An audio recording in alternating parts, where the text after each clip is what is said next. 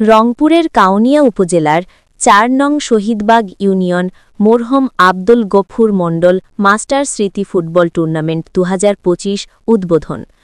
মরহুম আব্দুল গফুর মণ্ডল মাস্টার স্মৃতি football tournament ২০২৫-এর বর্ণাঢ্য উদ্বোধন অনুষ্ঠিত হয়েছে।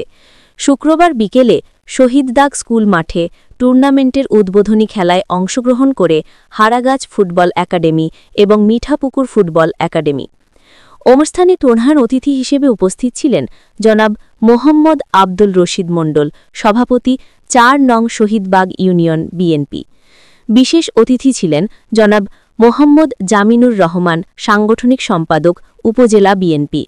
এ সময় আরও উপস্থিত ছিলেন জনাব মোহাম্মদ আমজাদ হোসেন, জনাব মোহাম্মদ আব্দুল হামিদ, জনাব মোহাম্মদ শাখাবাত হোসেন পলাশ। টুর্নামেন্টের সার্বিক পৃষ্ঠপোষকতায় ছিলেন জনাব মোহাম্মদ রাজু মিয়া, ইউপি সদস্য, ৪ নং শহীদবাগ ইউনিয়ন। বক্তারা মরহুম আব্দুল গফুর মণ্ডল মাস্টারের স্মৃতিকে স্মরণ করে বলেন, তরুণ প্রজন্মকে খেলাধুলার প্রতি আগ্রহী করে গড়ে তুলতে এ ধরনের টুর্নামেন্ট গুরুত্বপূর্ণ ভূমিকা রাখবে। উদ্বোধনী ম্যাচটি শান্তিপূর্ণভাবে অনুষ্ঠিত হয় এবং মাঠে উৎসবমুখর পরিবেশ বিরাজ করে। খ্যাতিমান খেলোয়াড় ছিলেন এবং পরিচালক ছিলেন, তিনি আজ আমাদের মাঝে নেই।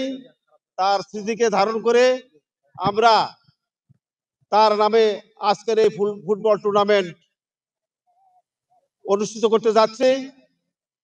তা আপনাদের প্রতি আমার আহ্বান থাকবে, শহীদবাগ ইউনিয়ন একটা ঐতিহাসিক জায়গা, ইতিহাস থেকে এর জন্ম।